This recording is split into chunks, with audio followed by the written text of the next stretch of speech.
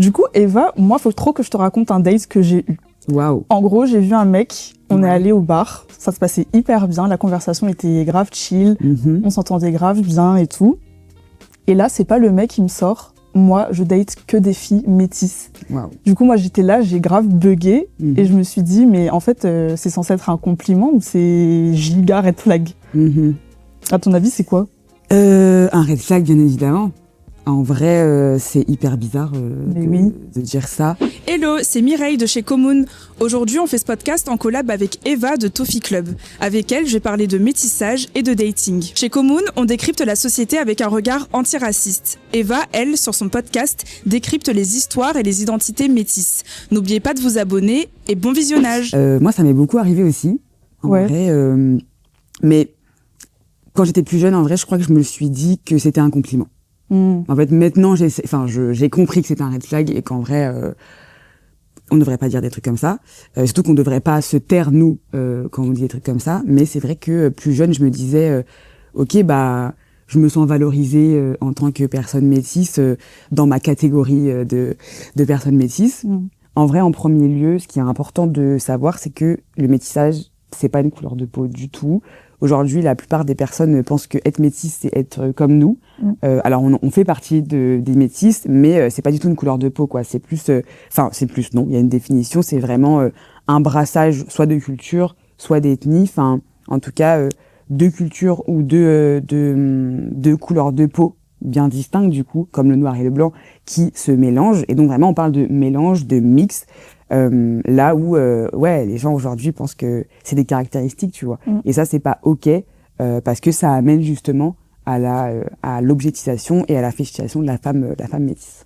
Et du coup, toi, c'est quoi la pire réflexion que t'as déjà entendue en date? T'es mieux que les femmes noires. Et pareil, au début, t'as un peu ce truc-là de c'est un compliment en fait. Mais pas du tout. Quand tu comprends qu'en fait, toi-même, tu fais partie aussi de la diaspora africaine, donc en fait, on est concrètement en train de t'insulter toi aussi, tu vois, et tes aïeux finalement. Ce truc-là vraiment de comparaison de je préfère les femmes plus claires, je préfère être avec une femme plus claire, comme si c'était, tu vois, ce truc de un peu femme trophée, où il y a des hommes qui vont vraiment aimer ce que représente la femme métisse. À côté d'eux, tu vois. Qu'est-ce que c'est le colorisme? Du coup, c'est vraiment le fait de hiérarchiser ces couleurs-là, dans le sens où, aujourd'hui, la société nous dépeint que plus t'es clair, plus tu vas avoir des privilèges, plus tu vas être reconnu, plus aussi sur le marché du dating, tu vas être plus haut, en fait. C'est un peu horrible de dire ça, mais c'est vrai que le dating, c'est aussi, c'est un marché finalement, avec l'offre et la demande. Et voilà, et en fait, on se rend bien compte que la femme noire, du coup, est en bas de cette échelle, bien évidemment, et que, oui, nous, en tant que femmes métisses, on est privilégiés par la société essentiellement blanche et patriarcale. On vient hiérarchiser et surtout se dire, parce que elles sont plus claires, elles sont mieux que les femmes noires, ou aussi, ça va être dans l'inverse aussi, c'est, moi ça m'est déjà arrivé d'entendre vous êtes mieux que les femmes noires, mais aussi que les femmes blanches, parce que y a ce côté pas assez, un peu plus exotique que la femme blanche, mais plus douce que la femme noire. Le mélange parfait. C'est ça en fait. Ouais. C'est comme, et ça m'est déjà arrivé d'entendre ça, le mélange parfait. Et même chez les métis, il y a ce truc de quand t'es plus clair, quand t'es vraiment clair avec des traits fins, des cheveux souples, pas crépus.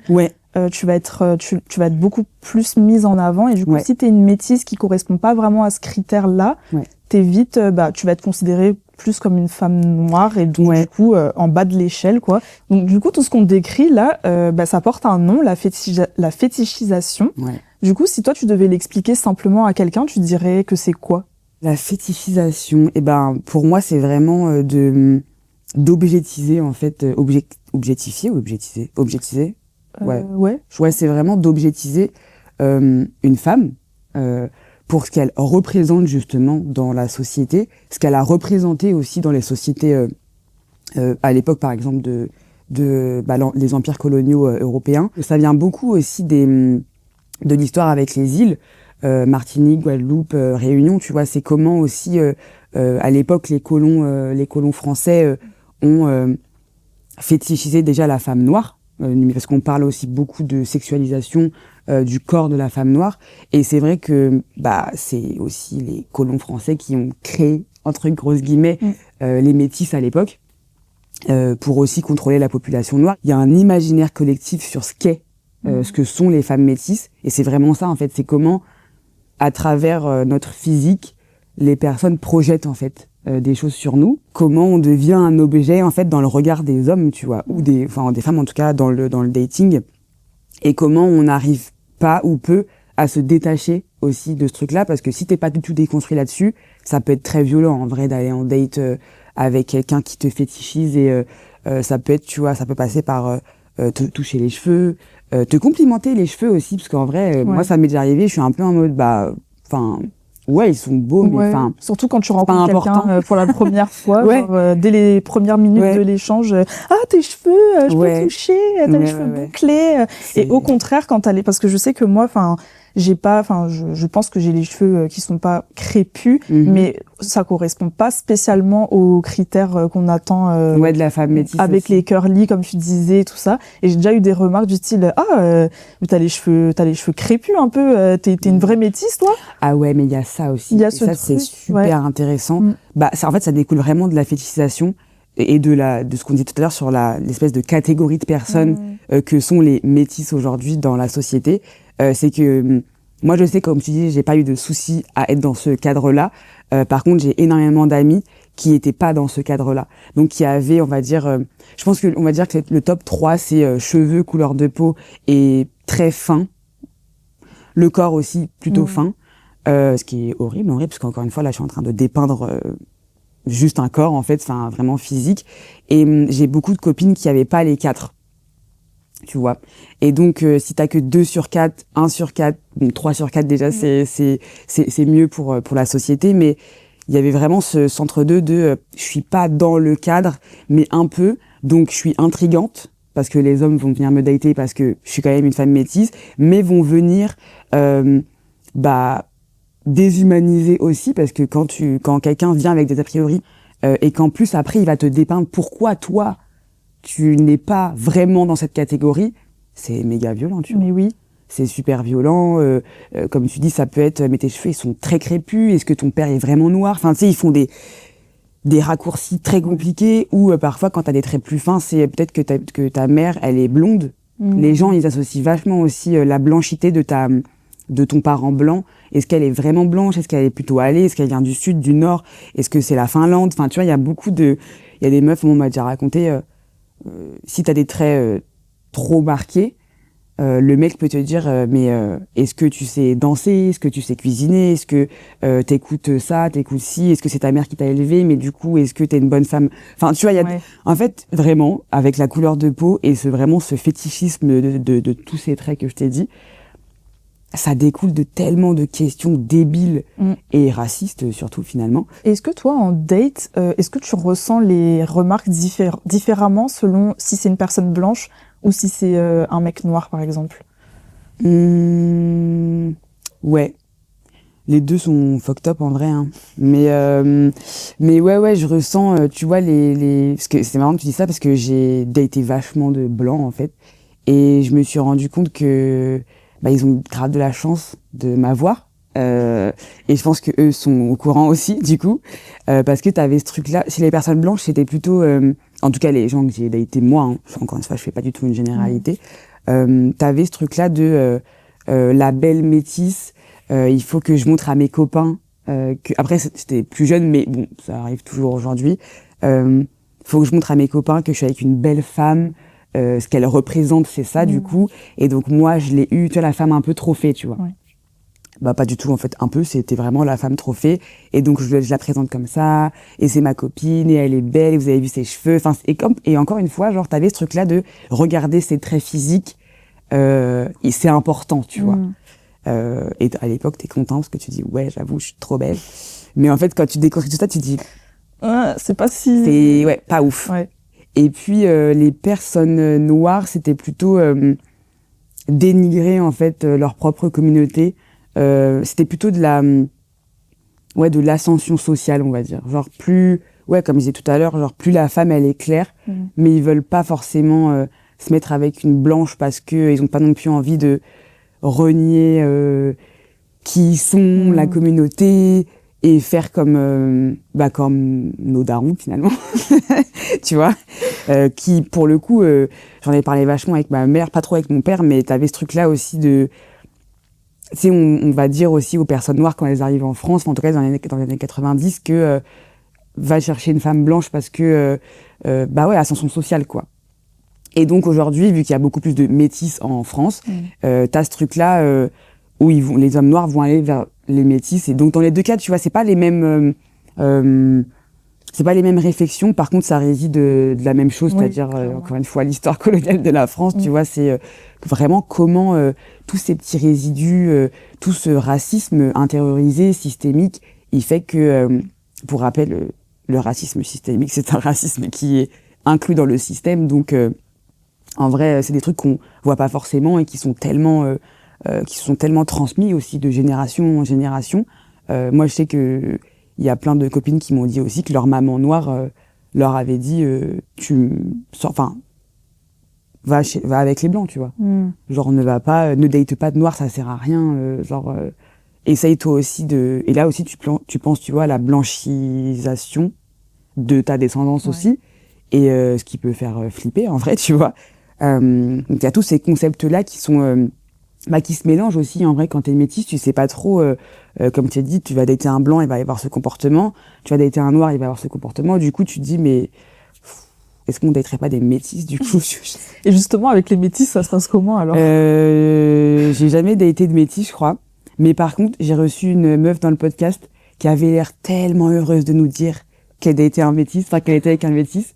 J'ai vu dans ses yeux que ça avait l'air apaisant, tu vois. Genre en mode, elle était là, waouh, genre c'est trop bien d'être avec quelqu'un qui comprend cette double culture, ce truc de jamais trop savoir ce que tu peux dire, ce que tu peux pas dire, avec qui, quand, comment, si tu dois être fière d'être métisse, si tu dois être fière d'être belle entre guillemets, si tu dois pas en faire trop quand t'es avec tes copines noires, pas assez quand t'es avec tes copines blanches. Enfin, tu vois, il y a tous ces trucs là.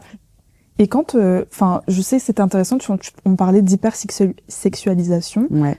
Et du coup, avec tous ces clichés, tous ces fantasmes qu'on projette sur toi, comment tu te sens dans le dating en général? Enfin, je me dis que il y a beaucoup d'infos, beaucoup de choses à traiter. Ouais. En vrai, après moi je suis pas une meuf qui date beaucoup. Enfin, cette année, si j'ai beaucoup daté. Mais de base, j'étais pas une meuf qui datait beaucoup. Ouais. Parce que je pense que j'avais aussi peur de ce truc-là. Genre d'être quelqu'un. Et vu que, en plus, ma crise identitaire, elle a quand même duré très longtemps, je savais pas trop qui j'étais de base. Donc, aller me foutre dans une histoire là où faut aller dans un bar, boire avec quelqu'un et parler de ta vie et tout, tu vois, genre, non. Mais je pense qu'aujourd'hui... déjà aujourd'hui je suis plus sur le marché du dating, mais en tout cas quand je l'étais encore, il y a pas si longtemps que ça, j'avais cette appréhension, tu vois, de me dire ça fait mal au crâne en fait, de dire devoir répondre à des questions sur mon origine, sur mon père. Je sais que ça m'est déjà arrivé, tu vois, en dating aussi qu'on me dise mais vous les métis vous avez des daddy issues, votre père vous le connaissez pas, ce qui est vrai pour moi, donc tu vois, ça c'est là en mode ça me touche en plein cœur, mais tu as raison mec. Mais du coup c'est ça aussi, comment tu gères ça. Ça en vrai c'est avec la thérapie finalement, mais donc on a appris, tu vois, à déconstruire ce truc là. Je sais pas, je pense que c'est de l'appréhension, tu vois. Physiquement, tu vois, ça tend en fait quand tu t'arrives à un date et que t'as mal au dos, parce qu'en fait dans le métro t'étais crispé en mode je sais pas comment ça va se passer en fait, tu vois. Même là on parle du dating, mais même en amitié, tu vois. Moi je sais que j'ai juste pour parler un petit peu, j'avais une amie, on n'est plus amies du coup, elle était avec un homme noir du coup. Et en fait, un jour, on a une discussion et je lui raconte que moi, mon père, il m'a pas transmis ma culture. Du coup, je lui raconte que ça serait important pour moi, justement, de dater, ou en tout cas de me marier avec quelqu'un de racisé qui a une culture, parce que j'ai trop honte en fait de pas avoir aujourd'hui de culture congolaise, tu vois. J'en ai parce que j'essaye de moi pratiquer et tout. Mon père il est congolais angolais, donc les deux. Et donc j'ai trop honte en fait en vrai de pas pouvoir, en plus je peux être mère, tu vois, donc c'est moi qui suis aussi censée transmettre des choses et ouais, un peu honte de transmettre une culture blanche finalement alors que y a plein de trucs à transmettre. Et du coup je lui disais ça, et je lui disais aussi par rapport à la langue, tu vois, que je pourrais pas parler à mon enfant en lingala. Certes, j'ai 30 ans, je pourrais apprendre le lingala, mais bon, à un moment donné, voilà, mon père devait faire ses devoirs, il les a pas fait, voilà. Et en gros, donc elle est avec une personne noire, donc pour moi c'était logique qu'ils partagent, que si un jour ils aient un enfant, ils partagent, la culture, et qu'elle aussi elle soit impliquée dans transmettre la culture de son homme, donc apprendre la langue aussi, enfin bref, impliquée quoi. Et en gros elle me regarde et elle me dit mais je comprends pas ce que tu racontes, tu sais, en plus un air, tu sais, condescendant, genre de blanc là, tu sais, elle prend de haut et tout en mode. Mais j'ai pas compris, en fait, pourquoi tu veux que ton enfant, il parle ta langue, enfin, on s'en fout, non? Oh, wow. Et je me suis dit, mais c'est pas le sujet. En plus, t'es mon ami, moi, je te demande pas ton avis, en fait, dans ce que je te raconte. Déjà, numéro 1, je te demande pas ton avis. Et numéro 2, t'es en train, d'encore une fois, genre, projeter un truc comme si c'était pas important pour les métis de transmettre quelque chose, tu vois. Parce que t'as ce truc-là de toute façon, ton enfant, il sera plus blanc. Donc, c'est OK. Tu vois. D'ailleurs, en parlant de bébé, ça me rappelle un des clichés que j'ai déjà entendu, genre, les bébés métis. La fameuse fixette avec le fait d'avoir des bébés métis. Quand j'étais en train de faire mes recherches pour le podcast, quand tu tapes métis sur les réseaux sociaux, c'est, y a un panel de choses assez incroyables.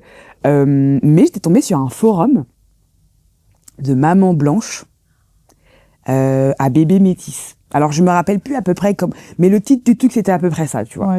Genre femme blanche, je sais plus. Mais en tout cas, ça parlait de ça.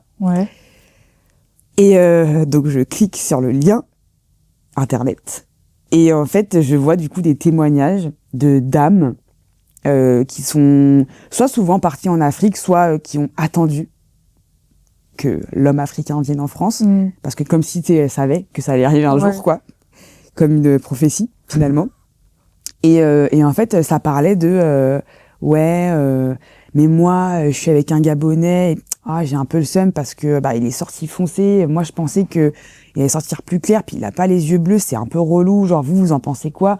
Puis t'as les réponses et tout, genre. C'est une dinguerie. Ah, mais moi, je suis avec un Camerounais, et franchement, trop beau le bébé, je suis trop heureuse de l'avoir fait. Mais c'est un délire. Mais je lisais ça et tout, et j'étais en mode, waouh!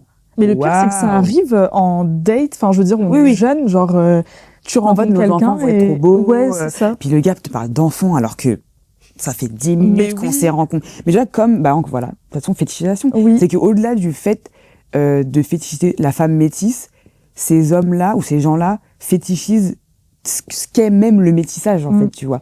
Le fait que, c'est trop beau. Les gens qui disent aussi que le métissage va mettre fin au racisme. Enfin, genre, on souffle, comme si nous, du coup, on subissait pas, en fait, le racisme aussi, en France. Le fait de... Mais c'est vrai que même moi, quand j'étais petite, j'ai fétichisé les enfants métis. Genre, alors, parce que moi, je savais pas, mais parce que je savais même pas, moi, que j'étais métisse quand j'étais petite. Je croyais que j'étais blanche. Et du coup, alors, je me rappelle un jour, il y a un pote à moi, mais il était petit, je devais avoir 8-9 ans, tu vois. Il est arrivé dans la maison. Donc, il avait la même couleur de peau que moi, les yeux bleus, et un curly blond. Vraiment, ce que je te disais tout à l'heure, les 3 critères là. Il remplissait toutes les cases. Mais on avait 9 ans, et je l'ai regardé et tout. Et j'avais dit à ma mère, je m'en rappelle, mais je veux que mon enfant, il soit comme ça. Mais j'avais 9 ans, Et en fait, le gars avait le même âge que moi, on était des enfants, tu vois. Et même moi, ça veut dire que dans mon aliénation mentale d'une petite de 9 ans, je me disais que le métis idéal, c'était ça, et que même moi, je devais trouver, et pendant très longtemps, je me suis dit que mon mari, enfin en tout cas la personne avec qui j'allais faire des enfants, devait être blond, mais pas blanc du coup, mais elle devait être un métis blond avec les yeux bleus, tu vois, pour que l'enfant là qu'on va faire, il sorte comme ça. C'est fou. C'est horrible, vous m'avez débloqué un souvenir là. Ah mon Dieu. C'est horrible, mais du coup, tu vois, je comprends le schéma mental, enfin je comprends, on comprend pas et on cautionne pas, mais quand j'ai lu les images en fait, les témoignages, tu vois, de ces femmes-là, j'étais en mode ah oui, OK, ça existe vraiment pas que dans ma tête, quoi. Genre, il y a vraiment des femmes qui vont chercher aussi cet homme noir pour des caractéristiques. En fait, ça fait flipper, en fait. Moi, j'ai trop flippé quand j'ai vu le truc. Je me suis dit, ça m'a fait beaucoup penser à Get Out. Oui. Sur le fait de, tu sais, prendre, comme on dit tout à l'heure, prendre des caractéristiques, en fait, ce qui bien t'arrange, ouais. Pour pouvoir donner le meilleur. Mais je crois que ça existe déjà, hein. Oui. Aux États-Unis. Oui. Tu peux créer ton gosse et tout. Oui. Aïe, aïe, aïe.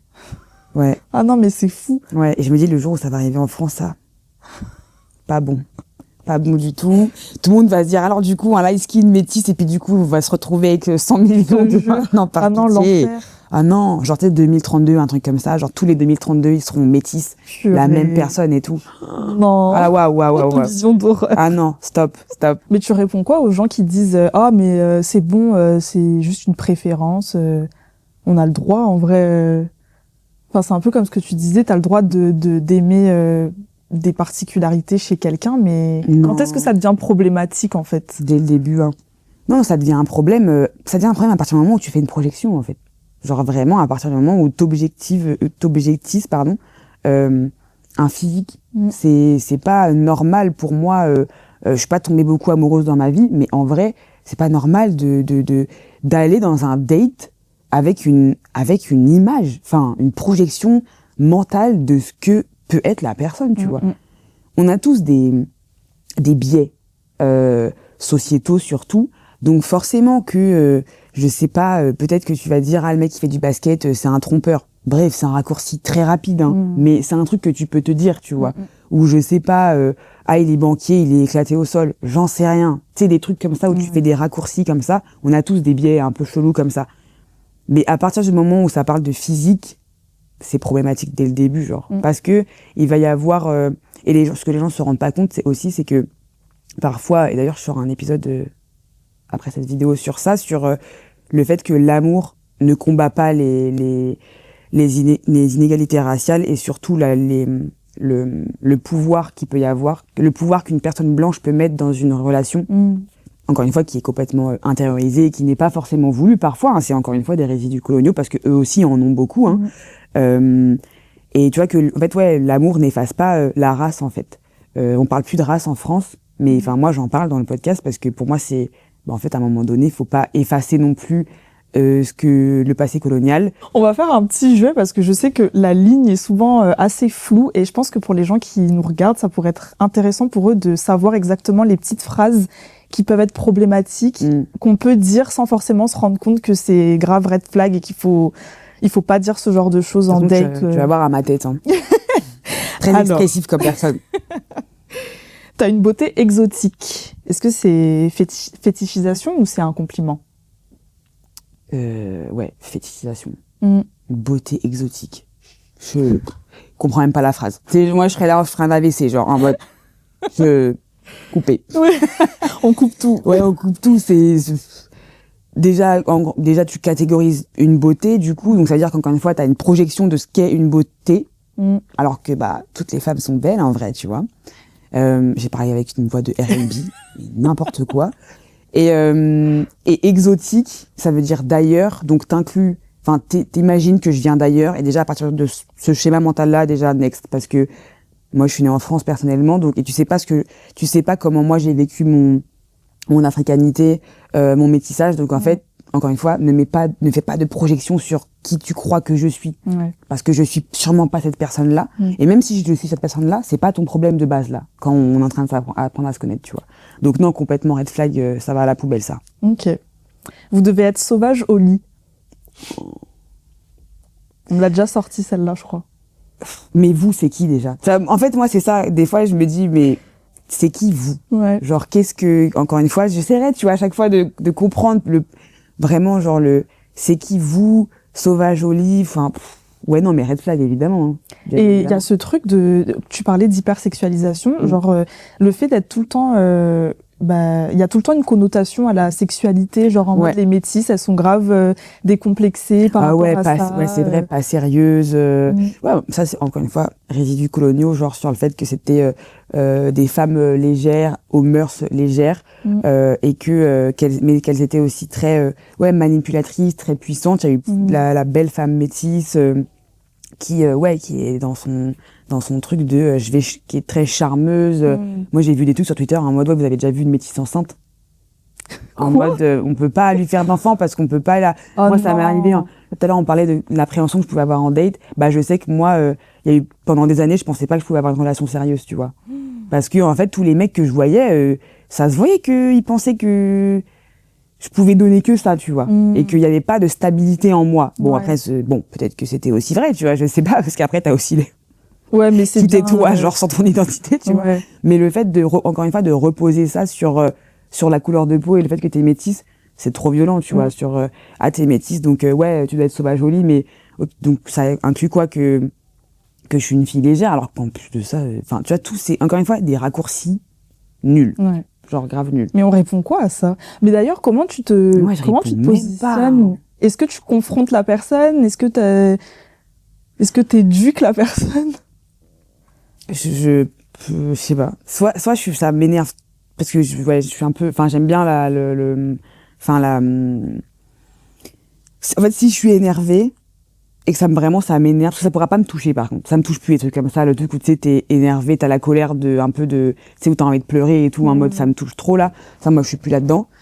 Mais si vraiment je me dis OK là je vais donner une leçon à quelqu'un, ça peut aller trop loin quoi, je peux insulter ta mère je pense hein. Genre ouais. Du coup flemme.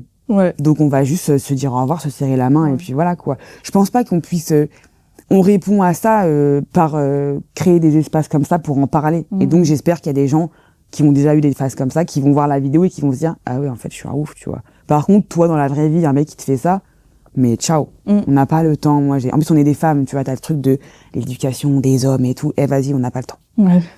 Pas le temps. Next. Ok. Si quelqu'un te dit j'aime bien ton style, c'est ok. Après ça dépend quel style. Genre si je porte ça dépend. Si je suis habillée comme ça oui, en vrai, y a rien de et encore ça dépend. Si je suis coiffée, ça dépend. Ça dépend si parce qu'il y a le style les coiffures qui sont aussi très moi ça m'est déjà arrivé qu'on me dise que tu sais quand j'ai les tresses comme ça en mode ah ouais ça aussi c'est horrible dans le dating, genre qu'on t'associe, moi on m'a associé à Iverson du coup.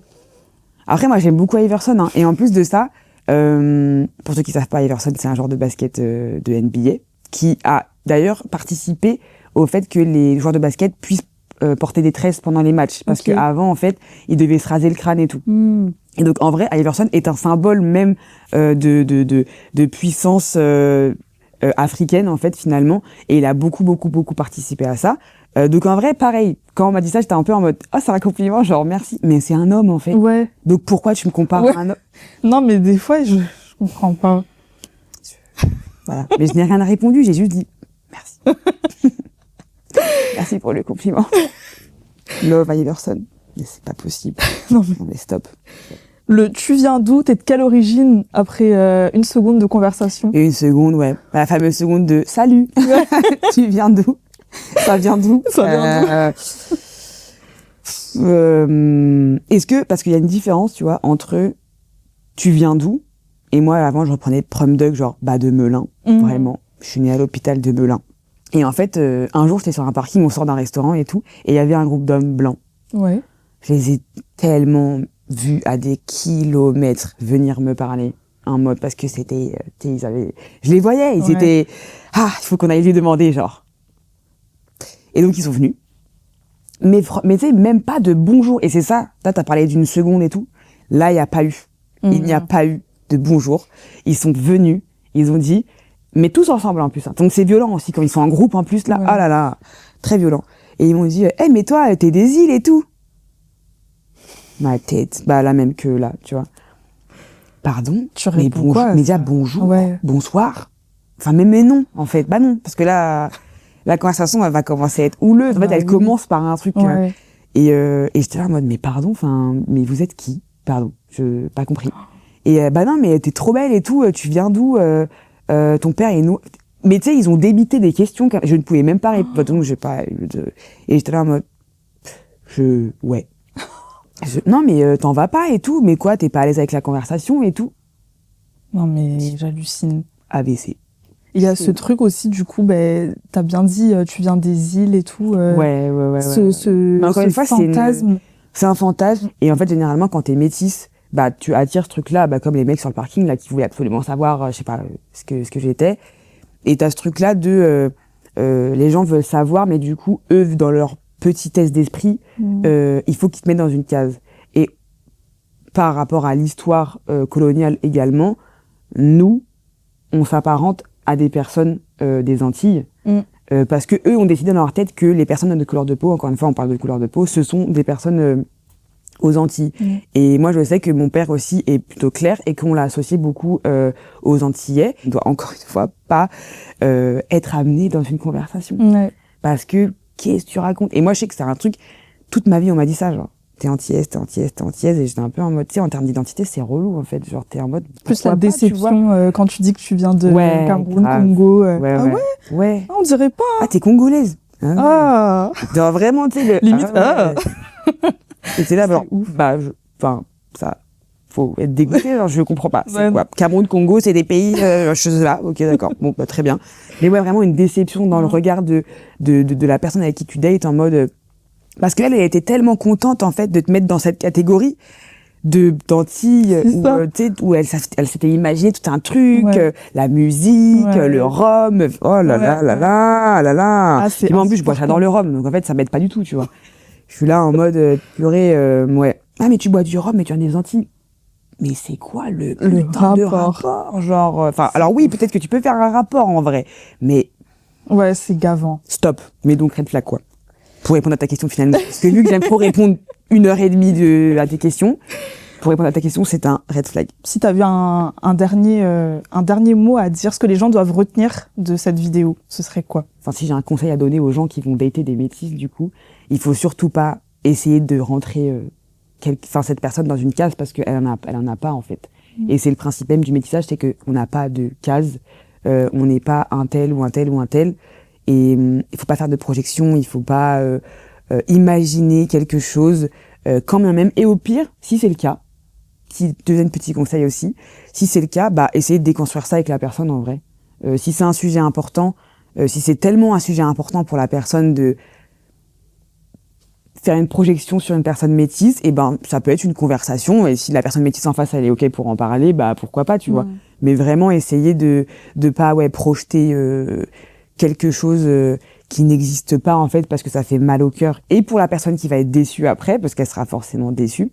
Va dater des gens parce que tu les as kiffés, parce que tu les trouves beaux mais pas parce qu'ils sont parce que juste c'est l'amour. En fait le dating c'est l'amour en vrai et je trouve que c'est important de parler du fait que dans l'amour il y a des biais racistes évidemment, des résidus beaucoup coloniaux, surtout on est en France et c'est aussi le pays du dating, en vrai tu vois, il y a énormément de choses là-dessus et c'est important que même dans le date, on se pose ces questions-là, qu'on soit métisse d'ailleurs et que du coup qu'on ait les bons gestes, les bonnes paroles pour justement pas tomber dans un truc où ça va nous blesser, tu vois. Et de l'autre côté, genre les gens qui datent des métisses, bah ouais, genre pas projeter des trucs sur parce que des fois c'est pas vrai, tu vois. Bah merci beaucoup Eva pour cet échange, c'était grave cool. Grave, merci à toi. Du coup, où est-ce qu'on peut te retrouver sur les réseaux? Et ben du coup, j'anime un podcast qui s'appelle Mixed Girl Therapy via mon média Tofi Club, donc Tofi Club sur Instagram. Je sais pas si ça va apparaître dans la barre d'infos parce qu'on est des youtubeurs en fait, apparemment, donc c'est ok. Ouais, voilà sur Insta pour l'instant. Voilà, on essaye de décrypter un petit peu ce qu'est le métissage et surtout de donner la voix aux personnes métisses finalement, comme on fait ici. Trop bien. Voilà. Et donc, merci à Commune de parler en vrai de métissage parce que non, je trouve que dans les médias, c'est pas assez.